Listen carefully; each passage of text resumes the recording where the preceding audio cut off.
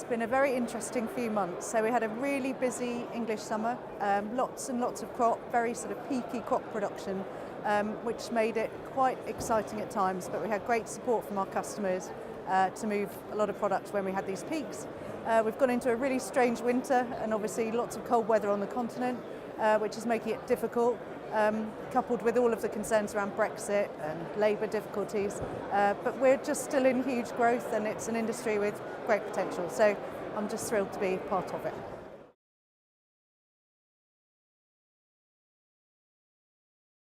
Difficulties, yeah. I think everybody's reported the same while we've been out here, and yeah, it's certainly going to be difficult for the next few weeks, but the weather is improving, and the main issue is nighttime temperatures. The daytimes are picking up now.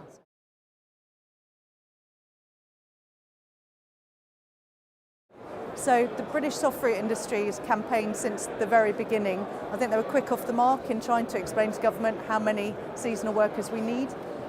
We've had great support from the NFU, and a lot of our growers have been working really hard with their local MPs. I think we've got a clear understanding of the need for workers. I don't think government has yet entirely grasped that the need is now, and are often referring us to post-Brexit and transition stages.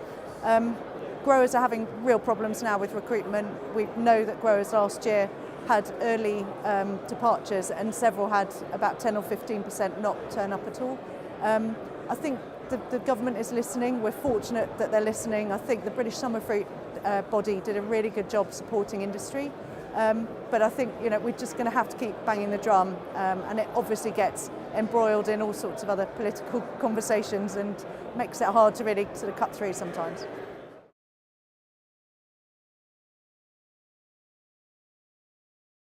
I think what's clear is that if you don't have a plan during uncertain times, then you don't have a plan. And I think we could have waited, and we'd probably have found ourselves with difficulties on capacity.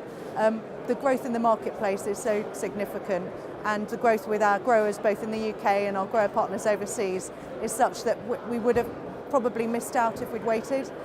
We've certainly outgrown our current facilities, and we should add that that's our head office as well as the actual packhouse facilities, so it's an opportunity to put the teams together. But fundamentally, what we're seeing is a more sort of proliferation of pack sizes. So whilst consumers are seeking the normal conventional punnets of fruit, they're also looking for smaller snacking pots or much larger family packs, and with that sort of complexity comes the need for greater packing capacity.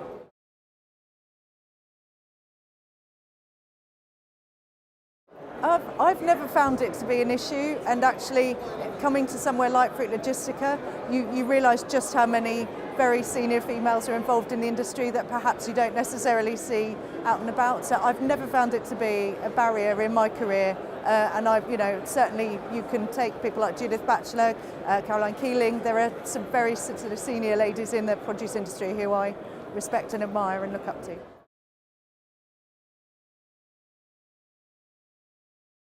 Yeah, obviously we're giving that serious consideration, and it's not for the faint-hearted, and obviously something we've actually been working on for quite a while with our partners Driscoll's. So we will look at exporting berries and potentially some of our stone fruit products overseas. But we're fortunate, as I said, we've got a great growth potential in the UK market. Consumers want more and more of all of the products we grow, so we're equally mindful to continue to grow consumption in the UK.